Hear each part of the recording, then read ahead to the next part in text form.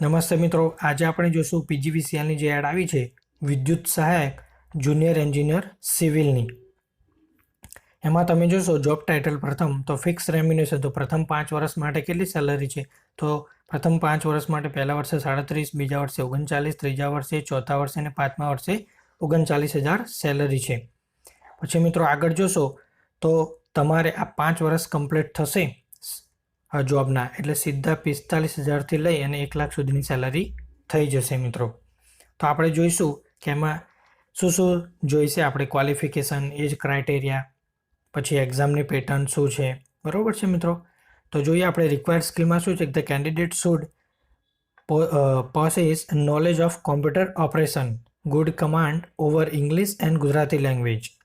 પછી મિત્રો ક્વોલિફિકેશનમાં તો ફૂલ ટાઈમ બીઈ એટલે કે civil, BTech civil in regular mode from recognise university duly approved by UGC AICTE with minimum 55% in 7th and 8th semester without ATKT, એટલે ATKT વગર 55 mark 55% તમારે જરૂરી જોઈશે.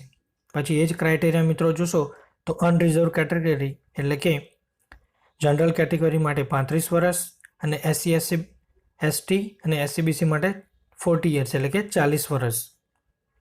પછી મિત્રો એ જ રિલેક્સેશનમાં ફિમેલ કેન્ડિડેટ માટે 5 વર્ષ છે.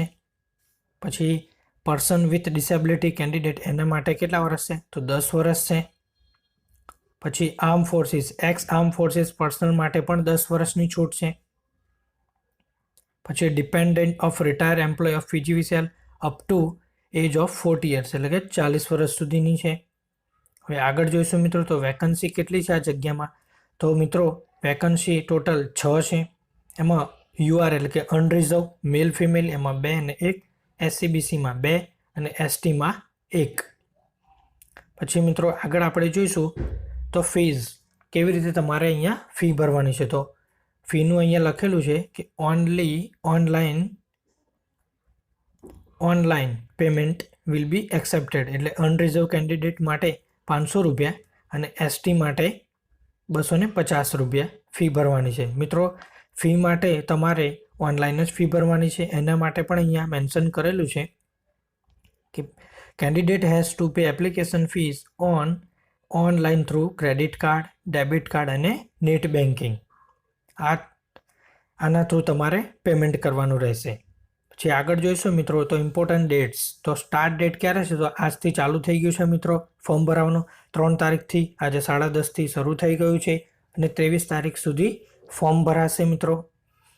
આગળ જોઈશું આપણે તો એક્ઝામ વિશે માહિતી લઈએ કે એક્ઝામની પેટર્ન શું છે. તો સેક્શન 1માં જનરલ નોલેજ 10% પૂછાશે. પછી સેક્શન 2 ઇંગ્લિશ લેંગ્વેજ તો 10% પૂછાશે. સેક્શન 3 સિવિલ એન્જિનિયર તેમાં 60%.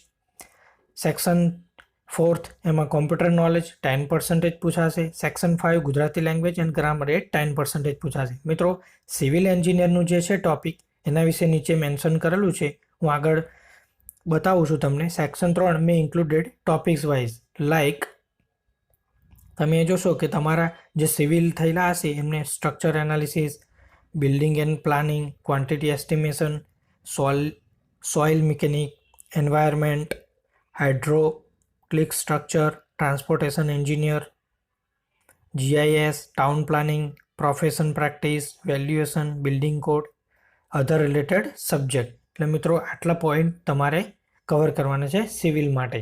60% પૂછાશે સિવિલનું. તો મિત્રો આ ખાસ ધ્યાન રાખશો. અને હા મિત્રો, ક્વેશ્ચન પેપર તમારે ઇંગ્લિશમાં જ રહેશે અને એ કેટલું 100 માર્ક્સનું રહેશે.